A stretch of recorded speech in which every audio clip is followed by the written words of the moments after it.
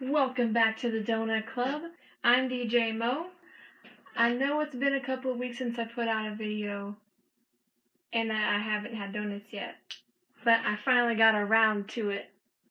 The next story in our string of stories is Cain and Abel. So after Adam and Eve have been kicked out of the garden, they have these two kids. Genesis 4, verse 2. Now Abel kept flocks and Cain worked the soil.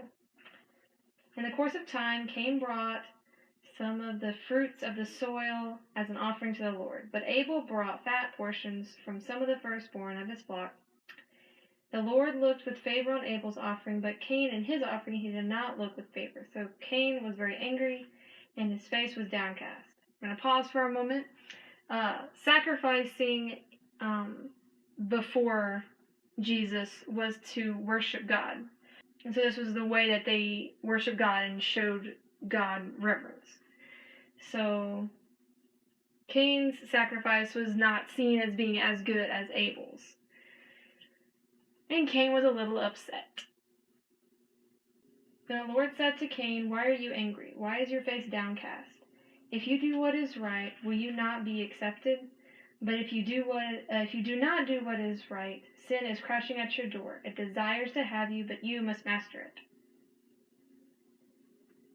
So God's talking directly to Cain.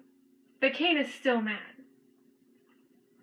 So this is where, the whole sibling rivalry thing. I've got 5 siblings, okay? So I can sympathize a little bit with this story. Let's see. Now Cain said to his brother Abel, "Let's go out to the field." It's like whenever you want to try to, get back at your siblings, you're just like, "Hey, come on, let's come over here. Just walk through this door." Yeah, no, it's perfectly safe. Nothing's gonna fall on your head. And sometimes it'd be like, "Hey, yeah, let's play Dodge Rock." No, I didn't actually throw rocks at any of my siblings. Although, one of my siblings did throw a rock at the back of my head one time, and it hurt pretty bad. And while they were in the field, Cain attacked his brother Abel and killed him. Hoo! That'll show that goody two-shoes outshine me again. I guess Cain thought he could just take out the competition or something. If he had killed Abel, then God's going to accept his offering or something, or... Not exactly sure about that one, but somehow it was logical in his head. Then the Lord said to Cain, "Where is your brother Abel?" This is where I can hear my mom. "Where is Stephen?" And of course, our response as older siblings. "I don't know," he replied. "Am I my brother's keeper?" Oh, dear Lord, how's it going? What do you mean, where's my brother? Am I my brother's keeper?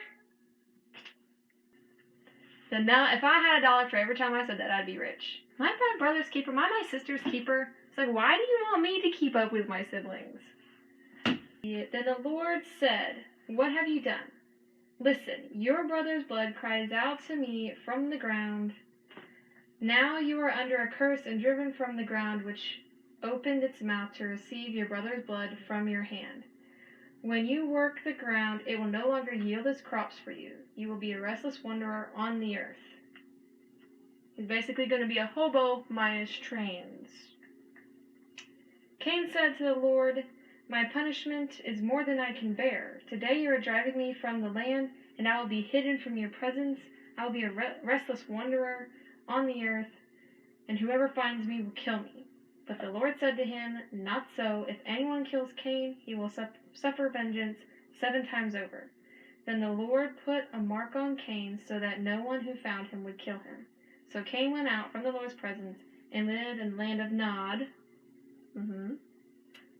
east of Eden. So this is my donut hole for the week. Worship God with your whole being, with your mind, heart, soul, strength. Worship him with your all. Don't just go halfway like Cain did.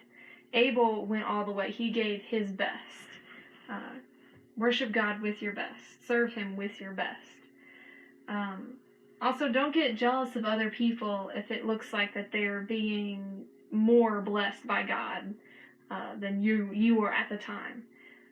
Everybody goes through hard times and everybody goes through struggles. It's not like they are only getting good things in their life and you're only getting bad, and then you're like, God, where's the justice in this?